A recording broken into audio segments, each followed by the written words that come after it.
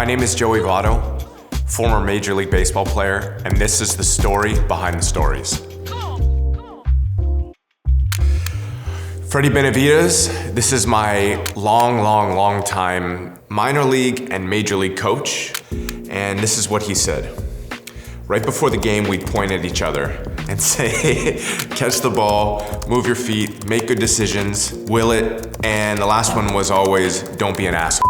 Freddie gave me this little nickname called OP, OP being own program, in terms of how I interact with coaches, interact with teammates, interact with the front office, and just in general be on my own program. And I tried hard during my minor league and especially my major league career to cooperate and be a good teammate. But no matter what, whenever we'd cross paths one another, he'd call out something OP that I did. I hit a ball off the wall and I hit it pretty hard. What I heard was no, but he said go. I challenged him and said, why are you telling me no?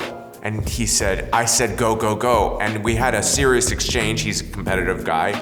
The next day he said, you're a real asshole yesterday. And from that point, we started using the 4 defensive cues and the 5th, don't be an asshole. And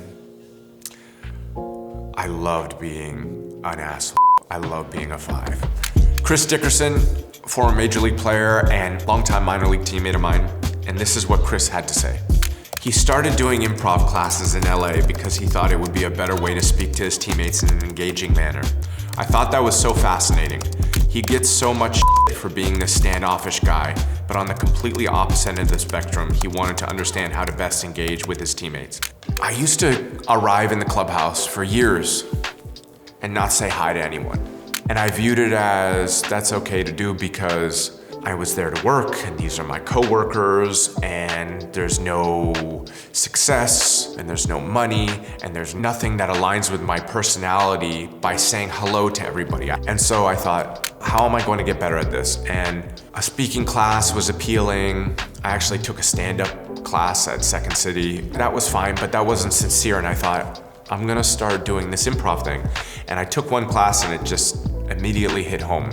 The combination of letting go, the combination of yes and leaning into the yeses, what's next, we're doing this together, and also speaking in front of people without anything in front of you. And I found that with years, I've done it for probably about 6 or 7 years in total. My ability to impact my teammates, my ability to listen in a one-on-one conversation, my ability to deliver the message and stay concise, I felt like improved markedly. And I'm grateful for that. It wasn't about any sort of objective other than just connecting better with teammates and friends, and it's really paid off. Freddie Benavides, one thing Joe struggled with was diving.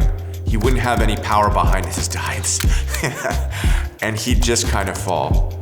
We were trying to figure out the best way to practice, and so that's how we started, by diving in a pool. I'd be on the other side of the pool, throw him a ball, and he'd dive full blast into the pool.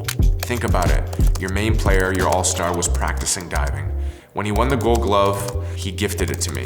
I was at home and got a big box from Rawlings. I was like, did I order a glove? So I opened up the box and there it was, the trophy. As a minor league player, when I first signed, I signed as a catcher, but really I signed as a hitter. And I lacked a defensive position. And very quickly, between my below average at best arm, my below average at best speed, the inability to dive and slide. I mean, this is a player lacking major tools. They moved me to first base, the simplest of positions, and I was poor at best, and it hurt my feelings when someone said I was bad at something. I didn't cry about it, but I thought, I don't like that we're in this team together, and I'm the weakest link in one aspect of the team. I thought, I need more range. Okay, I can stab at the ball in a lunge position, but I keep missing balls I dive for. And so he and I started the process of working in a pool. And it's a great memory because it was something I had never been good at, and I was happy to try to get better at it. Bronson Arroyo, former major league pitcher and teammate. And here's what Bronson said. After the last game I ever played in, he breaks out on the bus with his suit on, karaoke. He puts on James Blunt's Goodbye My Lover, and he sung that shit word for word. The whole thing. Everybody was laughing, but also not really understanding that Joey is just giving an homage to me in the weirdest of ways. Did I disappoint you or let you down? It was like, there it is. There is Joey Votto right there. For me, it was my way of showing my love towards him, respect and admiration for his career, and also it was just a team bonding thing. And I had a great time. I can't believe I got all the words correct, and that he smiled and appreciated his retelling the story means that it hit home. Chris Dickerson, Joey Votto loves to mop. He loves to mop his house, so much to the point where we tried to convince him to create an Instagram account called Joey Moppo, and it would just be Joey mopping the floor. Joey has all the industrial grade mops. He has all of his favorite scents. He'll send me random videos of him mopping the house while he's listening to Kendrick Lamar. My parents owned a restaurant for about 5 years, just west of Toronto, Canada.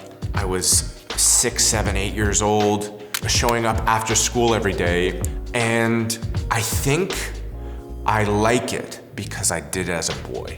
I think it's just a way for me to feel safe, and so the mopping brings me back to my childhood, and the friends that get it are typically the ones that I feel safe with. Dusty Baker, former Major League manager of mine. We worked together with the Cincinnati Reds, former player, longtime manager, an icon in the game. And this is what Dusty had to say. He was trying to make the team in spring training, and he had 4 or 5 at-bats where he didn't swing at one pitch. Usually a kid trying to make the team swings at everything. Finally, I went over and said, "Man, what are you doing? Aren't you trying to make the team?" His response was, "I want to look at pitches and get my eye down for speed and break." That was the first time I'd ever been around a young player that was confident. Dusty's absolutely right. What was I doing? I was in my own head, for sure. I should have been smashing those balls.